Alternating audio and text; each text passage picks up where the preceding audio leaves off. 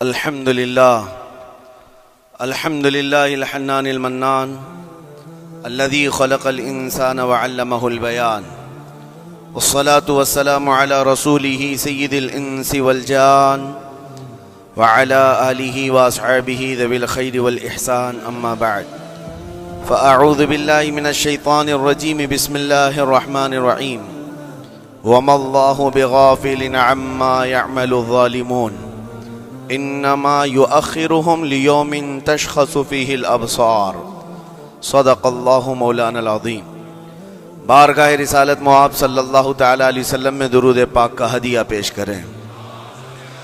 اللہم صلی علی سیدنا و مولانا محمد معدن الجود والکرم وآلہ واصحابہ الکرام وابنہ الکریم وبارک وسلم صلاة دائمة سرمدا ابدا۔ عزیزان گرامی وقار، اللہ کریم کو سب سے زیادہ ناپسند چیز جس کا ذکر قرآن پاک میں بھی ہے وہ ظلم ہے۔ ظلم کو اللہ تبارک و تعالی ہرگز پسند نہیں فرماتا، اور ظلم کا مطلب صرف کسی پر ہاتھ اٹھانا ہی نہیں بلکہ کفر اور شرک بھی بہت بڑا ظلم ہے۔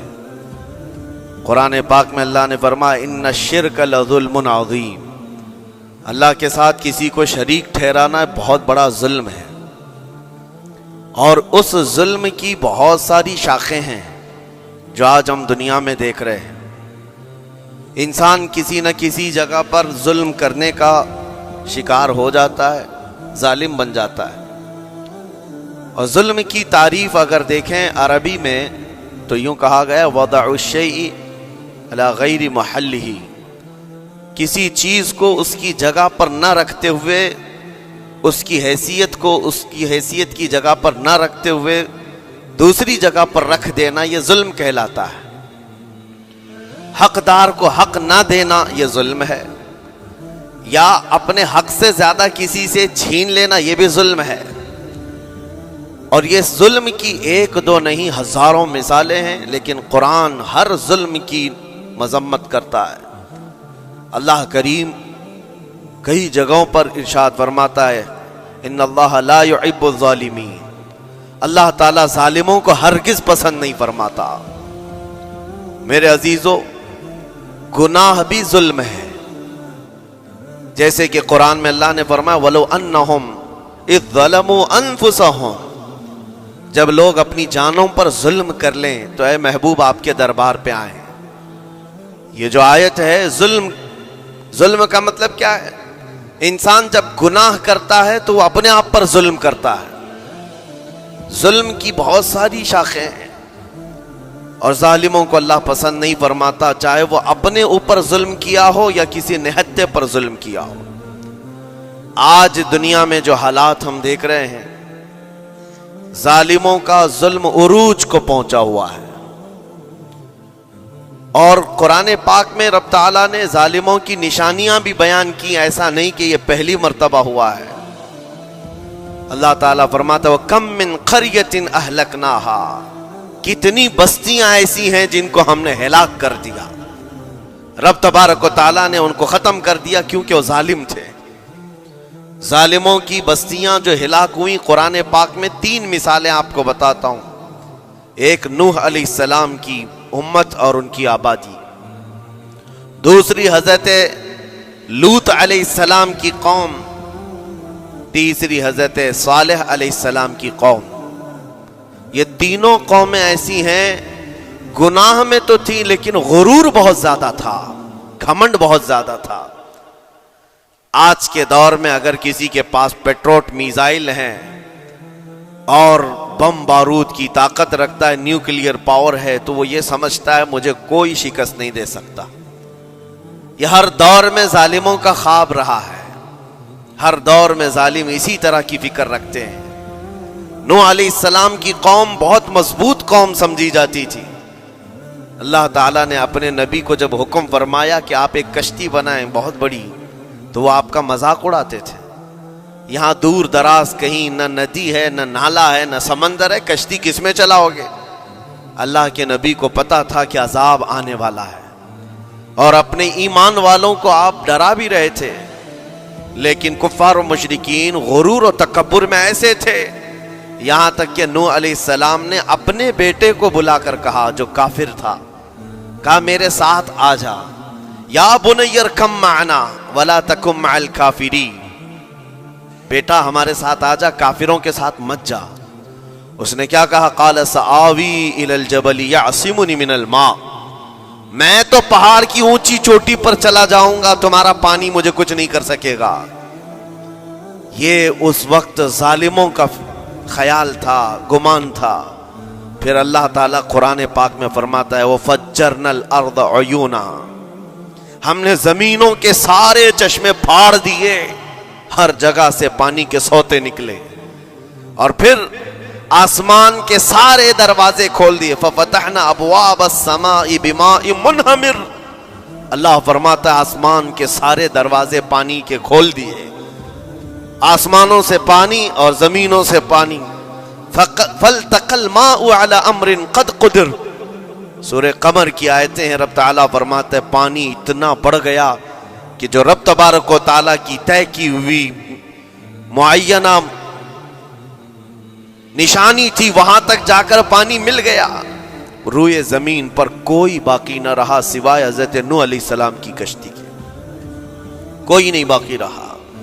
جب یہ پانی پھیل گیا، کیا پہاڑوں کی چوٹیاں، کیا محلوں کی اونچائیاں، سب غرق ہو گئے، اور وہ جبابرہ، وہ قوت کے بادشاہ جو کہتے تھے ہمارا کوئی کچھ نہیں بگاڑ سکے گا، سڑ گئے پانیوں میں۔ صرف پانی اللہ تعالیٰ بھیج دے تو انسان اسے روک نہیں سکتا، عذاب الہی کو کیسے روک سکے گا؟ دوسری گھمنڈی قوم، غرور میں مبتلا قوم تھی حضرت لوط علیہ السلام کی قوم، جو بدکاریوں میں ملوث تھے۔ اللہ کا جب عذاب آیا تو قرآن پاک میں رب تعالیٰ فرماتا ہے وَأَمْطَرْنَا عَلَيْهِمْ حِجَارَةً مِّن سِجِّيلٍ، نوکیلے پتھروں کی ہم نے ان پر بارش کی۔ فَجَعَلْنَا عَالِيَهَا سَافِلَهَا، ان کی اونچائیوں کو اٹھا کر کے نیچے پلٹ دیا گیا، زمین کو فرشتوں نے اوپر تک اٹھایا اور اس کے بعد پلٹ دیا۔ یہ پوری بستی غرق ہو گئی، ختم ہو گئی۔ یہ بستی بھی وہی تھی جس کو حضرت لوط علیہ السلام بار بار تنبیہ کرتے تھے کہ ظلم سے بچو، ظلم سے بچو، ظلم اللہ کے عذاب کو دعوت دیتا ہے، لیکن وہ مذاق اڑاتے تھے، اور جب ہلاک و برباد ہو گئے، ختم ہو گئے، ان کی نشانیاں بھی باقی نہیں رہی۔ وہ پتھروں کی بارشیں کہاں ہوئی تھی واللہ عالم، لیکن میرے عزیزو ہم نے دیکھا ہے جہاں یہ قوم آباد تھی اس علاقے کو آج بتایا جاتا ہے وہ جارڈن کا علاقہ تھا، بحر مردار جہاں پر آج باقی ہے، ڈیڈ سی۔ میں خود سفر پر دیکھا، جارڈن کی ایک سرزمین پر گاڑی چلتی جا رہی ہے اور کالے کالے پتھر، جہاں تک نظر کرو صرف پتھر ہی پتھر ہیں، بہت نوکیلے۔ ایسے پتھر میں نے دنیا میں دوسری جگہوں پر نہیں دیکھا۔ آج بھی اسی طرح سے باقی تقریباً 100 کلومیٹر 150 کلومیٹر تک صرف پتھر ہی ہے، بیچ میں صرف ایک روڈ جاتا ہے، اس کے بعد نہ کوئی درخت دکھتا ہے، نہ کوئی عمارت ہے، نہ کوئی پہاڑ ہے، صرف پتھر، پتھروں کا صحرا ہے۔ آج کی اس صدی میں دیکھ کر کے ان پتھروں کو ہیبت طاری ہو جاتی ہے، جس وقت وہ برسے ہوں گے ان کی حالت کیا ہوگی۔ اور میں یہ نہیں کہتا بالضبط کہ یہ وہی پتھر ہیں جو برسے تھے، واللہ عالم، لیکن میرے عزیزوں نشانیاں آج بھی عذاب الہی کی موجود ہیں۔ تیسری قوم تھی قوم شعیب اور قوم صالح علیہ السلام، یہ دونوں قوموں کے بارے میں ذکر کرتا ہوں۔ حضرت شعیب علیہ السلام کی قوم صرف ناپ تول میں کمی کرتی اور کفر و شرک بھی کرتے، شعیب علیہ السلام ان کو روکتے تو وہ ان کا بھی مذاق اڑاتے، اور جب عذاب الہی کے آنے کی بات کیا تو جانتے ہیں کیا کہا انہوں نے؟ یہ وہ قوم تھی جو پتھروں کو تراش کر کے گھر بنا لیتے تھے، یعنی پورے کے پورے پہاڑ کو، پتھروں کا جو پہاڑ ہوتا ہے اس کو تراشتے تھے، اور ایک آدمی کا ایک گھر ایک پہاڑ۔ آج کے دور میں ساری بلڈوزر مل کر کے نہیں کر پائیں، مشینیں مل کر نہ کر پائیں، وہ اس وقت کے لوگ بھاری بھرکم تھے، جسامت والے تھے، طاقت والے تھے، جب وہ اپنے رہنے کے لیے ایک پہاڑ کو تراش سکتے تھے۔ 4000 سال پہلے کی بات کر رہا ہوں، اس وقت میرے خیال سے وہ اپنے زمانے کے سب سے بڑے ماڈرن لوگ یا ترقی یافتہ لوگ کہلاتے ہوں گے، سب سے زیادہ ترقی یافتہ کہلاتے ہوں گے. جیسے آج لوگوں کو لگتا ہے رشیا اور امریکہ بہت پہنچے ہوئے ہیں ٹیکنالوجی میں، اس دور کے وہ لوگ سب سے بڑی طاقت کے رکھنے والے تھے. جب حضرت شعیب علیہ السلام نے ان کو اللہ کے عذاب سے ڈرایا تو کیا کہتے تھے؟ عذاب وہی نا جو نوح علیہ السلام کی قوم میں آیا تھا، بارش آ گئی تھی، زمین سے پانی نکل گیا تھا تو پانی بہت ہو گیا تھا. یا پھر وہ جو لوط علیہ السلام کی قوم پر آیا، پتھروں کی بارش، یا پھر ہواؤں کا عذاب. اگر یہ تینوں بھی آئیں تب بھی ہمارے ان پہاڑوں کے گھروں کو نقصان نہیں کر سکیں گے. ان کا اتنا غرور تھا. اگر پانی بھی آ جائے سمندروں کا، یا ہوا بھی تیز چلے، یا پتھروں کی بارش ہو، ہم تو بہت محفوظ قلعوں میں ہیں. اندازہ کرو میرے عزیزو، 3000 4000 سال کے بعد آج تک مدائن صالح اور الاولا سٹی نام سے سعودی میں موجود ہے، ابھی تک وہ گھر موجود ہیں. تو اس زمانے میں کتنے مضبوط رہے ہوں گے؟ پتہ نہیں 3000 سالوں میں کتنے طوفان آئے، کتنے سیلاب آئے، لیکن ابھی تک وہ پہاڑوں کے گھر موجود ہیں. تو اس زمانے میں کتنے طاقتور ہوں گے. ان کا نشہ آسمان پر تھا، غرور چڑھ کر کے بول رہا تھا. کہتے تھے کہ اگر اس طرح کے عذابات آ بھی گئے تو ہمارا کچھ نقصان نہیں ہوگا. کون سا؟ نوح علیہ السلام کی قوم کا عذاب آ جائے، لوط علیہ السلام کی قوم کا عذاب آ جائے، یا پھر شعیب علیہ السلام کی قوم کا عذاب آ جائے. یہ صالح علیہ السلام کی قوم کی بات کر رہا ہوں. تو پھر ہوا کیا؟ اللہ کے نبیوں نے انہیں ڈرایا اللہ کے عذاب سے. باز آ جاؤ، اللہ وحدہ لا شریک کی طرف جھک جاؤ. وہ اکڑ تھی، غرور تھا کہ نبیوں کا مذاق کرتے. پھر ہوا کیا؟ قرآن کہتا ہے صرف ایک فرشتے کو اللہ تعالیٰ نے زمین پر اتارا، ایک فرشتے کو اتارا، اور اس کے بعد اس فرشتے نے ایک چنگھار لگائی، ایک آواز کی. ایک آواز، صرف فرشتے کی ایک آواز ایسی تھی کہ جتنے اپنے مضبوط قلعوں میں گھروں میں موجود تھے، اس آواز کی ہیبت سے ان کا بھیجا کانوں سے باہر نکل آیا تھا.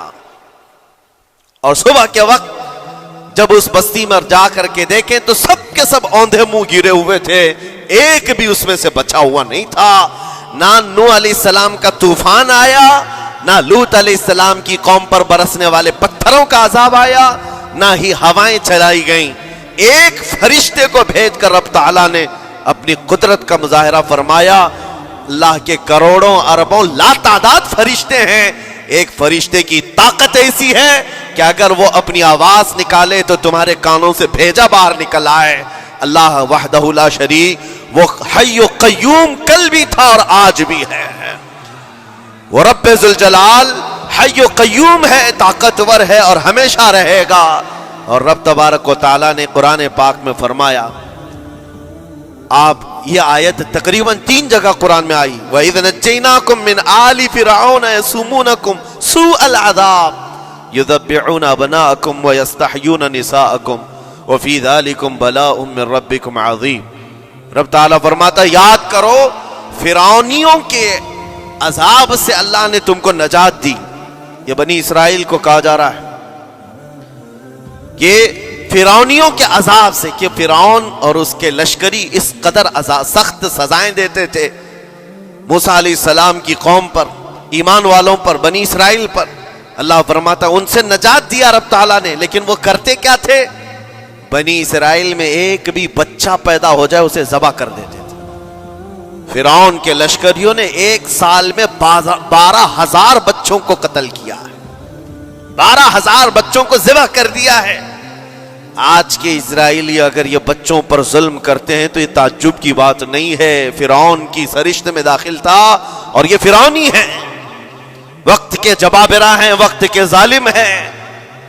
12,000 بچوں کو قتل کر دیا تھا فرعون اور اس کے لشکریوں نے، اور عورتوں کو زندہ چھوڑ دیتے تھے. قرآن میں اللہ تعالیٰ نے فرمایا 3 جگہ آئی آیت، لیکن اس کے ساتھ رب تعالیٰ یہ بھی فرماتا ہے یہ سخت ترین سزائیں دیتے تھے فرعونی، اللہ نے ان سے تم کو نجات دیا. لیکن یہ سزائیں کیوں دیتے تھے، یہ عذاب کیوں تھا؟ وَفِي ذَلِكُمْ بَلَاءٌ مِّن رَّبِّكُمْ عَظِيمٌ. یہ ہے فرمان اللہ کا. یہاں میں یہ ٹکڑا اگر بیان کر دوں تو آج آپ کے دلوں کے اندر ایک یقین پیدا ہو جائے گا. آج کے حالات کے مطابق فرعونیوں کا اس قدر سخت عذاب کیوں تھا؟ رب تعالیٰ فرماتا ہے اے مومنو، ان تمام معاملات میں اللہ کی طرف سے تمہارے لیے بڑا امتحان تھا. یہ امتحان تھا اور وہ امتحان آج بھی ہے اور ہر زمانے میں رہے گا. ستیزہ کار رہا ہے ازل سے تا امروز، شرار ابو لہبی سے چراغ مصطفی. ہر زمانے میں حق و باطل کے معرکے ہوتے رہیں گے. لہٰذا آج کے دور میں یہ سب حالات جو پیدا ہوئے، مسلمانوں کو، مومنین کو ذرا برابر بھی نروس ہونے کی ضرورت نہیں. تم جس دین سے وابستہ ہو، اس دین کی حفاظت کا ذمہ اللہ نے اپنے ذمے لیا ہے. یریدون لیطفئوا نور اللہ بافواہہم. قرآن میں اللہ فرماتا ہے کفار و مشرکین اپنے منہ کے پھونکوں سے اللہ کے اس چراغ کو بجھانا چاہتے ہیں، اللہ اپنے اس چراغ کو مکمل کر کے رہے گا. یہ اسلام نور الہی ہے، اللہ کا نور ہے اور اس کو صبح قیامت تک رہنا ہے.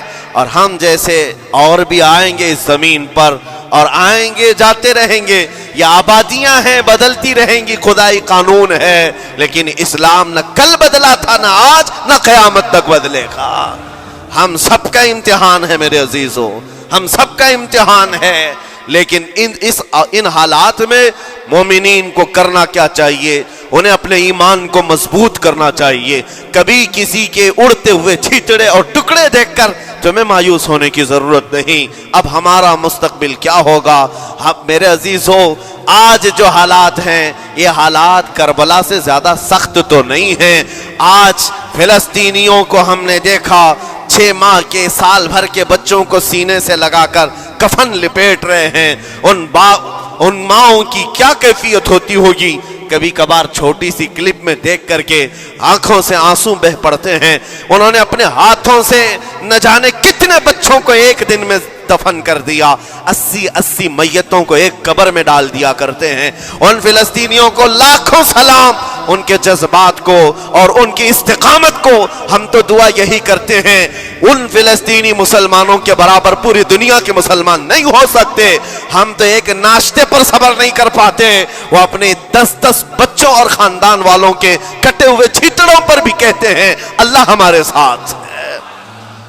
ساری مصیبتیں دیکھ کر کے بھی وہ کہتے ہیں اللہ ہمارے ساتھ ہے. ان کے گھر اڑا دیے گئے، تباہ کر دیے گئے، راکھ میں بدل دیے گئے. اور نیوز اینکر، یہ دجالی میڈیا وہاں جا کر کے ان کے زخموں کو کھرید کر کے پوچھتا ہے تمہارا مال کیسے آئے گا، تمہارا گھر کیسے چلا گیا. لیکن ان حالات میں بھی وہ مسکرا کر کہتے ہیں اللہ نے دیا تھا، پھر اللہ ہے اور اللہ دے گا. ان کے ایمان کے برابر ہم نہیں ہو سکتے. لیکن میرے عزیزو، پوری دنیا کے مسلمانوں میں اس مسئلے نے آج ایک اتحاد کی فضا قائم کی ہے. اگر ہمارے درمیان آج بھی اتحاد نہیں ہو سکتا تو پھر میرے عزیزو، شاعر نے سچ کہا تھا جگہ جگہ کے تھک چکے ہیں تمہیں یہ ہنگامے، نشاط لذت خواب گراں بدل ڈالو. غلط روی سے منازل کا بعد بڑھتا ہے، مسافر و روش کارواں بدل ڈالو.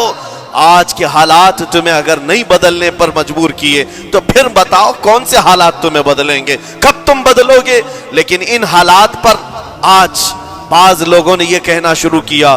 میں نے چند دنوں پہلے ایک آیت پڑھی تھی، ایک بیان میں کہا تھا اللہ قرآن میں فرماتا ہے هو الذی ارسل رسولہ بالہدی ودین الحق لیظہرہ علی الدین کلہ. وہ اللہ ہے جس نے حق دین کے ساتھ اپنے رسول کو بھیجا ہے اور ہدایت کے ساتھ اپنے رسول کو بھیجا ہے. کیوں بھیجا ہے؟ لیظہرہ علی الدین کلہ، تاکہ وہ رسول پوری دنیا پر یہ دین غالب کرے. یہ دین غالب آئے گا.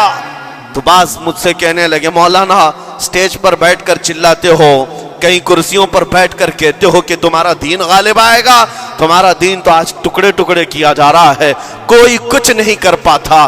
ان ظالموں کو میں یہ کہتا ہوں، ان کو یہ میں کہتا ہوں، ان تمام حالات سے تم ہرگز یہ مت سمجھنا کہ دین غالب آئے گا. چاند پر بھی گہن لگتا ہے، لیکن جب گہن چھٹتا ہے تو چاند پورے آب و تاب کے ساتھ چمکتا ہے. آج اگر امت مصطفیٰ پر گہن لگا ہے تو میں اپنے ان تمام نوجوانوں سے جو ابھی ان فوان شباب میں داخل ہوئے ہیں، ابھی یہ دنیا کو دیکھنے کے قابل بنے ہیں، میں ان سے کہتا ہوں ان آندھیوں سے، ان طوفانوں سے گھبرا کر کے نہ تمہیں دین بدلنے کی ضرورت ہے، نہ تمہیں اپنا مسلک و مذہب بدلنے کی ضرورت ہے، بلکہ میں یہ کہتا ہوں نہ گھبراؤ مسلمانوں، ابھی خدا کی شان باقی ہے، ابھی اسلام زندہ ہے، قرآن باقی ہے۔ یہ ظالم کافر کیا سمجھتے ہیں جو روز ہم سے الجھتے ہیں؟ ابھی کربلا کا آخری میدان باقی ہے، ابھی تو کربلا کا آخری میدان باقی ہے۔ عزیزان گرامی وقار، میرے نبی کریم صلی اللہ تعالی علیہ وسلم نے جو فرمایا وہ ہو کر رہے گا، وہ ہو کر رہے گا۔ میرے آقا صلی اللہ تعالی علیہ وسلم کا فرمان عالی شان میں سناتا ہوں۔ حضور فرماتے ہیں لا تزال عصابۃ من امتی یقاتلون علی ابواب دمشق وما حولها وعلى ابواب بیت المقدس لا يضرهم خذلان من خذلهم ظاہرین علی الحق الى ان تقوم الساعة او کما قال رسول اللہ صلی اللہ علیہ وسلم۔ میرے آقا فرماتے ہیں قیامت تک میری امت میں سے ایک جماعت ایسی ہوگی جو بیت المقدس کے ارد گرد حق کے لیے لڑ رہی ہوگی۔ حضور نے فرمایا قیامت تک لڑتی رہے گی، لیکن ساتھ میں ان کے لیے میرے آقا نے فرمایا پوری دنیا کے برا چاہنے سے ان کا کچھ نہیں بگڑے گا۔ اس کا مطلب کیا ہے؟ اگر آپ ہم سے پوچھتے ہیں کچھ نہیں بگڑے گا، حضور نے فرمایا کچھ نہیں بگڑے گا، لیکن ہم تو دیکھ رہے ہیں ان کے گھر تباہ ہو گئے، بچے مر گئے، چھوٹے بچوں کے سروں سے باپ کا سایہ نکل گیا، کسی کے سامنے اس کی ماں کی تڑپتی ہوئی لاش ہے، اور حدیث میں کہا جا رہا ہے ان کا کچھ نہیں بگڑے گا۔ سب تو بگڑ گیا، مال بھی گیا، دکان بھی گئی، تجارت بھی گیا، گھر بھی گئے، اولاد بھی، رشتہ دار بھی، اور حدیث میں کہا جا رہا ہے کچھ نہیں بگڑے گا۔ میرے عزیزو یاد رکھو میرے آقا کا فرمان حق ہے، کچھ نہیں بگڑے گا کا مطلب کیا ہے؟ یہ تمام اسباب جانے کا مطلب یہ نہیں کہ بگڑ گیا، بگڑا تو اس کا ہے جس کا ایمان بگڑ گیا، ایمان جس کا گیا اس کا سب بگڑ گیا۔ اور ہم نے ان بچوں کو دیکھا ہے آج، ارے رات کو سوتے ہیں تو انہیں پتہ نہیں ہوتا صبح ہوگی بھی کہ نہیں ہوگی، لیکن اس کے باوجود ایک دل دہلا دینے والی بات میں بتاتا ہوں، مصر کی سرزمین سے لوگ پانی کے بوتلیں اور ڈبے اٹھا کر کے بارڈر پر جا رہے ہیں، لیکن فلسطین غزہ کے وہ مسلمان کہتے ہیں اپنا پانی تم رکھو، اللہ کریم ہمارے لیے کہیں سے اپنی ہی زمین سے پانی عطا کرے گا۔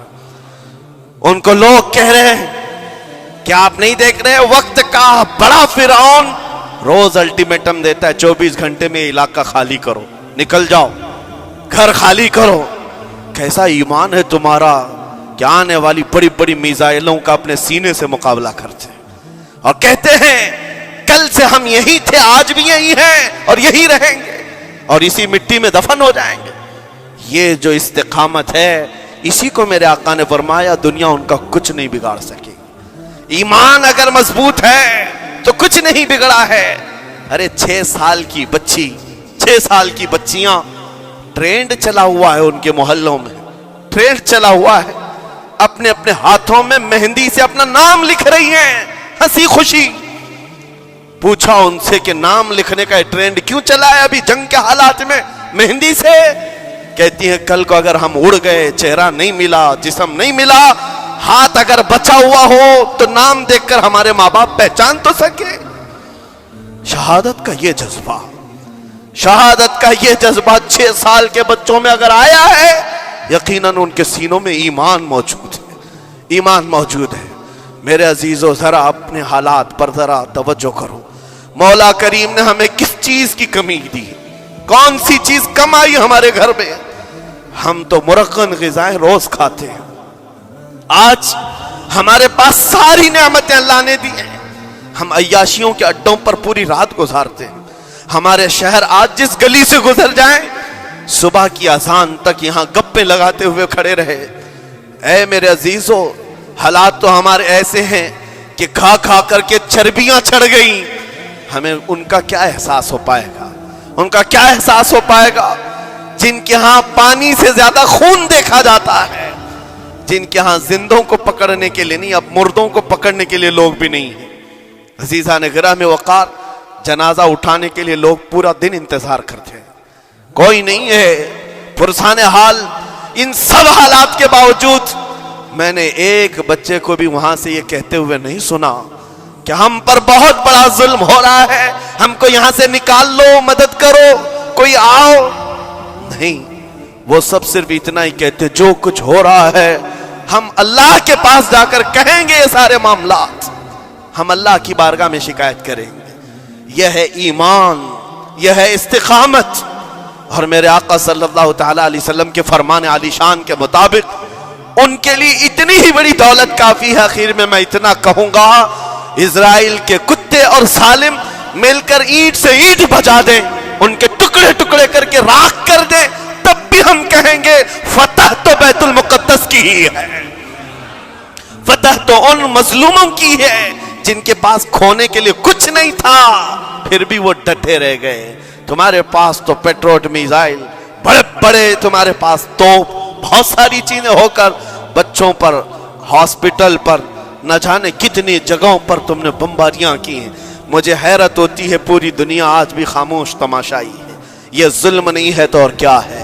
और जब जुल्म अपने उरूज को पहुंचता है, अल्लाह की पकड़ आती है, अल्लाह का अजाब आता है। और जब अल्लाह का अजाब आता है तो जितने खामोश तमाशाई थे सब उस अजाब में गिरफ्तार होंगे। इसलिए मेरे अजीजों, आप हमसे अगर ये पूछते हैं हमें यहां बैठकर करना क्या चाहिए, हम कैसे करें, तुम्हारा दिल अगर रो पड़ा उनके दर्दों से, ये भी लिखा जाएगा, ये भी लिखा जाएगा। ये बंदा जा तो नहीं सकता था, लेकिन अपने भाई के दर्द में ऐसा बेकरार था कि इसका खाना छूट गया था, ऐसा बेकरार था कि इसकी नींदें खत्म हो गई थी। ये भी लिखा जाएगा अल्लाह की बारगाह में। लेकिन यहां बैठ करके हम अय्याशियों पर अय्याशियां करें, अपने गुनाहों से कभी बाज ना आए, तो फिर मेरे अजीजों, उन निहत्ते मजलूमों के हम बहुत खतरनाक किस्म के दुश्मन कहलाएंगे। जहां उनको पानी का एक कतरा नहीं, जहां उनके लिए लुकमा नहीं, वो किसी का बचा हुआ कचरा खाने पर मजबूर है, उस वक्त हमारी बर्तनें खानों से भरी हुई हैं, हमारी दावतों में हमारे बचे हुए खाने गटर और नालियों में बह रहे हो। इन हालात में मेरे अजीजों पकड़ होगी, हमारी भी पकड़ होगी। बदलो अपने हालात, उठो वगरना हश्र न होगा फिर कभी, दौड़ो के जमाना चाल अपनी चल गया। मैं आप सबसे यही कहना चाहूंगा, ये जो हालात पैदा हुए हैं पूरी दुनिया में, ये मेरे आका के फरमान के मुताबिक अंदेशा ये लग रहा है अनकरीब इमाम मेहदी का ज़हूर होने वाला है। इमाम मेहदी का ज़हूर होगा और हालात बदल जाएंगे। लेकिन हमको किसी के आने का इंतजार करते हुए हालात का इंतजार नहीं करना है। अभी बदलो, आज बदलो, अल्लाह की तरफ दौड़ो और उससे गिड़गिड़ा कर कहो कि मौला करीम, हमारे शामत अमाल, हमारी बुराइयों के सबब अगर ये तेरी पकड़ है, हम तौबा करते हैं तेरे दरबार में। जानते हो मेरे आका ने फरमाया, अल्लाह के गजब को अगर कोई चीज ठंडी करती है तो एक मोमिन सालेह की रिक्कत अंगेज दुआएं और उसके निकलने वाले आंसू अल्लाह के गजब को ठंडा करते हैं, अल्लाह के गजब को ठंडा करते हैं। तुम गिड़गिड़ाओ उस मौला की बारगाह में। ये नहीं कि इज्तिमाई तौर पर किसी के सामने आप रो धोकर चले गए या फिर आप लोगों को दिखाने के लिए कोई स्टेटमेंट जारी कर दिए। नहीं, तन्हाई में बैठे हो, अकेले में बैठे हो। जैसे कि कल एक बहुत अच्छी चीज मैंने देखी थी, हमारे उलमा ने ऐलान किया था, पूरी दुनिया मिल करके जुमेरात का रोजा रखे, इसलिए कि रोजा अल्लाह को पसंद है। और इफ्तार से पहले अगर कोई दुआ करे, अव्वल दुआ हमारी उन मजलूमों के हक में हो, उन जालिमों के खिलाफ हो, मजलूमों की मदद के लिए हो। यकीनन अल्लाह की मदद आएगी और आएगी, क्योंकि कुरान बार बार कहता है, अला इन्ना नस्रुल्लाहि करीब, आगाह हो जाओ, बेशक अल्लाह की मदद बहुत करीब है, अल्लाह की मदद बहुत करीब है। अजीज़ान गिराम वक़ार, मैं इन्हीं तमाम बातों से अपनी गुफ्तगू को आज समेटता हूँ। आज के इन हालात में आपकी जिम्मेदारी है अपने ईमान पर मजबूती से जमे रहो, इस्तिकामत। बाज लोगों को आज ये लगता होगा कि वहां हालात बिगड़े हैं तो ये मुसलमान क्या करेंगे, क्या करेंगे, हम क्या करने वाले। वैसे ही हम खत्म किए जा चुके, टुकड़े किए जा चुके, हम कुछ करने। बस तुम अपनी जिंदगियां बदलो, नशा से बाज आ जाओ और जितने खुराफात हमारे मोहल्लों में आए इससे निकालो। اللہ کا عذاب آتا ہے، اللہ کی رحمتیں روٹ جاتی ہیں۔ ایک بار ہم بدل لیے تو مولا کریم اپنی رحمتوں کے سائبان فرما دے گا ہم پر، اور بس ہماری تمنا یہی ہے۔ اللہ کریم کی بارگاہ میں دعا ہے، قدیر و جبار خدا کہنے سننے سے زیادہ ہمیں عمل کی توفیق عطا فرما۔ اے رب کریم احسن الخالقین، ہم سب اپنے گناہوں سے سچی توبہ کرتے ہیں مولا۔ ہمارے گناہوں کی وجہ سے اگر تیری سخت پکڑ ہے تو مولا تو اپنے غضب کو ٹھنڈا فرما دے، تو اپنے غضب کو ٹھنڈا فرما دے مولا، تو اپنے غضب کو ٹھنڈا فرما دے۔ اے کریم خدا، تیرے حبیب کی امت تڑپ رہی ہے، اور ہر جگہ مولا ظلم و ستم کا نشانہ ان غریب مظلوموں کو بنایا جا رہا ہے جن کے پاس ایک وقت کا کھانا بھی باقی نہیں رہا۔ مولا تو اگر مدد نہیں کرے گا تو کون مدد نازل فرمائے گا؟ اے رحمان، ہمارا عقیدہ ہے تو ہی وہ خدا ہے جو ابابیلوں کو بھیج کر ابرہہ کو ہلاک کیا، تو ہی وہ خدا ہے جو بدر میں اپنے نبی کے لیے 5000 فرشتوں کو اتارا۔ اے مولا، تو ہی وہ خدا ہے جو یونس علیہ السلام کو مچھلی کے پیٹ سے زندہ سلامت نکالا، تو ہی وہ خدا ہے جو ابراہیم علیہ السلام کو بھڑکتی ہوئی آگ سے زندہ محفوظ فرمایا۔ اے قدیر و جبار خدا، کل بھی تو حی و قیوم تھا، آج بھی ہے اور ہمیشہ رہے گا۔ ہمارے اس عقیدے کی لاج رکھ لے، اور غیب سے مولا تو اپنی مدد نازل فرما، اپنی مدد نازل فرما، امت مصطفیٰ کے لیے خیر فرما، ہم سب کو امن و امان عطا فرما۔ اے رب کریم، ان ظالموں کو کیفر کردار تک پہنچا دے، مظلوموں کو مولا امن کی سانس عطا فرما۔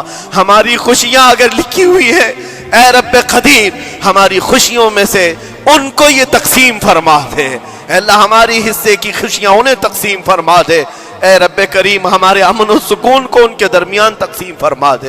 اے اللہ، ان بلکتی ہوئی ماؤں کی آوازیں ہماری نیندیں اڑا چکی ہیں مولا، ان بچوں کے زخمی چہرے مولا بار بار ہماری آنکھوں کو ترساتے ہیں مولا۔ کب تک یہ تیری آزمائش ہوگی، کب تک یہ امتحان ہوگا؟ اے قدیر و جبار خدا، تجھے تیرے حبیب کی نالین کا واسطہ ان سب کو ظلم و ستم سے آزاد فرما دے۔ اے اللہ، ظلم و ستم سے آزاد فرما، امن و امان عطا فرما، خیر و سلامتی عطا فرما۔ ہمارے اس ملک عزیز ہندوستان کو امن و امان کا گہوارہ بنا دے۔ اے اللہ، ہم سب کو محبت و آشتی کا پیغام اور الفت و محبت کے ساتھ جینے کی توفیق عطا فرما۔ مولا، ہماری دعاؤں کو حضور کے صدقے قبول فرما۔ وصلی اللہ تعالی علی خیر خلقہ محمد وآلہ واصحابہ اجمعین، وآخر دعوانا الحمدللہ۔